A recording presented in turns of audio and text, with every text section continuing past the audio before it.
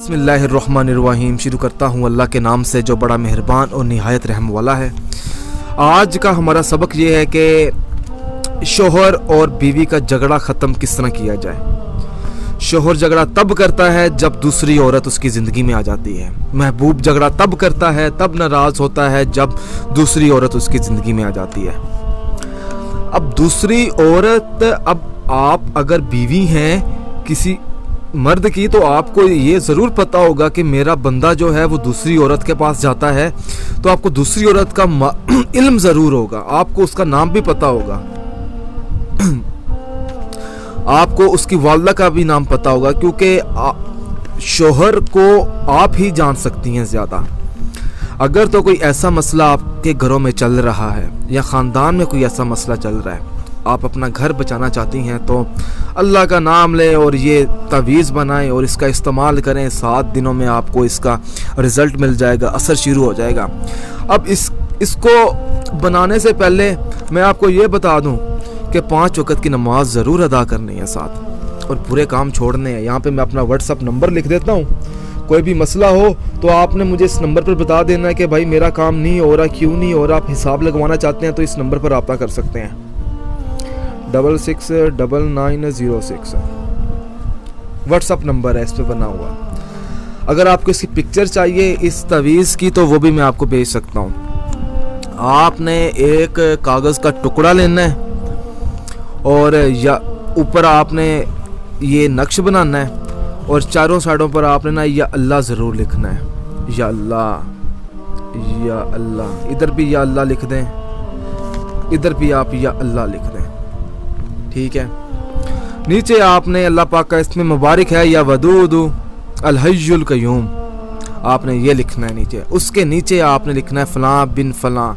आए हाय, फ़लाँ बिन फ़लाँ में आप अपना नाम लिखेंगी, अपनी वालदा का नाम लिखेंगी। यहाँ पर आपने अपने शोहर का नाम लिखना है, शोहर की वालदा का नाम लिखना है इस जगह पर, के लिए अलहुब हो। माशाअल्लाह, मोहब्बत जो है वो 7 दिनों के अंदर अंदर शोहर के दिल में पैदा हो जाएगी अपनी बीवी की।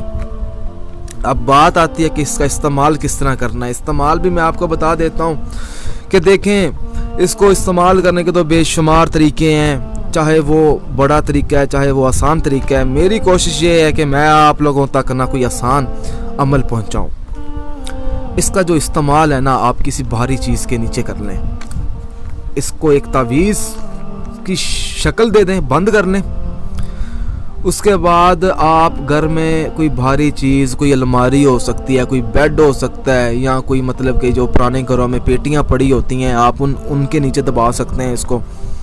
और दबाना उधर है जहां पर आपका शोहर दिन में एक बार ज़रूर जाता हो, चाहे वो आपका कमरा है चाहे वो आपका स्टोर है।